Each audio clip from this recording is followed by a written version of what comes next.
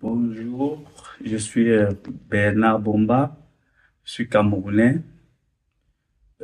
En 2008, j'ai quitté le Cameroun pour continuer mes études en Ukraine.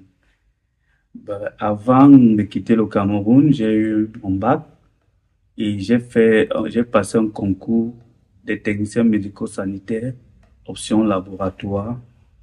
Et après ce concours, j'ai travaillé comme laborantin à l'infirmerie de la présidente du Cameroun, dont j'étais le laborantin du président de la République du Cameroun. Mais j'ai travaillé pratiquement pendant 3 ans.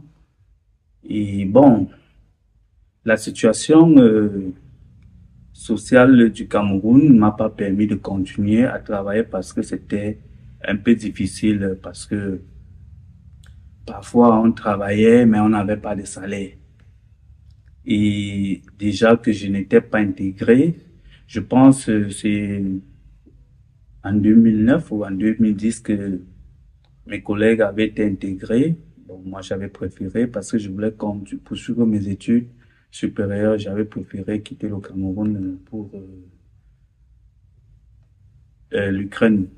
Bon, j'avais eu l'équivalence pour aller étudier à Bruxelles, mais malheureusement, je suis pas issu d'une famille bourgeoise, ce qui a fait que maman, parce que je suis orphelin de père, la maman ne pourra pas payer mes études en, en Belgique. On a trouvé une autre option qui était l'Ukraine. S'il fallait parler du Cameroun, de la vie actuelle au Cameroun, vous voyez la crise, c'est la crise économique, la dévaluation est arrivée au Cameroun, je pense, en 1992, si j'ai bonne mémoire. Et depuis lors, c'est vraiment difficile. Trop trop de diplômés au Cameroun, mais il n'y a pas d'emploi. Et ce qui fait que les jeunes sont contraints d'aller vers l'Hexagone chercher une vie meilleure.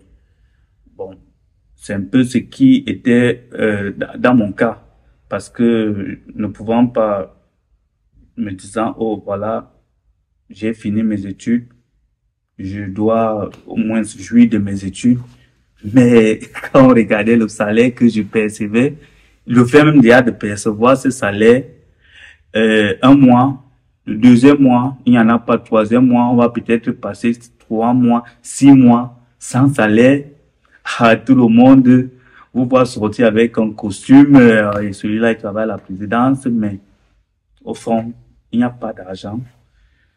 Bon, je suis arrivé en Ukraine, c'était aussi difficile parce que c'est vrai que c'est un pays de l'Europe et ma filière que j'avais eu à choisir était difficile pour l'étranger parce que déjà en Ukraine, on interdit qu'un étudiant puisse travailler. Et même si on t'emploie et que l'État est au courant, on appelle ça en Ukraine, en français, en russe, le shraf. Je sais pas très bien comment. L'amende, je pense, c'est bien. Donc, tu reçois un shraf et ton employeur aussi reçoit un shraf. Et ce qui faisait que parfois même, quand il fallait travailler dans le noir, en tant qu'étudiant, surtout nous qui faisions médecine, on avait des problèmes parce que on ne permettait pas que quelqu'un qui fait médecine puisse travailler. Bon, j'ai fini mes études, je suis kinésithérapeute. Voilà, en 2000, j'avais déjà j'avais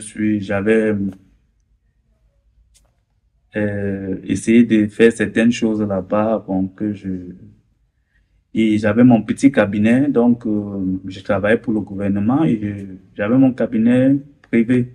Donc, je ne me plaignais pas jusqu'en 2022, quand la guerre a débuté, j'étais au Cameroun, j'étais en vacances au Cameroun. Et bon, j'avais laissé ma famille là-bas. J'ai- Heureusement pour moi, j'ai une tante qui vit ici en Allemagne, ça fait pratiquement 30 ans. Je l'ai appelée, je lui ai dit, oh maman, je veux que ma famille monte en Allemagne parce que je sais pas quoi faire. Parce que déjà, dès le premier jour, on avait coupé on appelle les aéroports, donc rien ne passait. Bon, ma famille est montée ici, sont installés. Malheureusement pour moi, je suis arrivé en Allemagne, mais j'ai trouvé l'Allemagne un peu difficile au niveau bureaucratique. Parce que ici, selon moi, tout ce qui peut aller très vite va très lentement.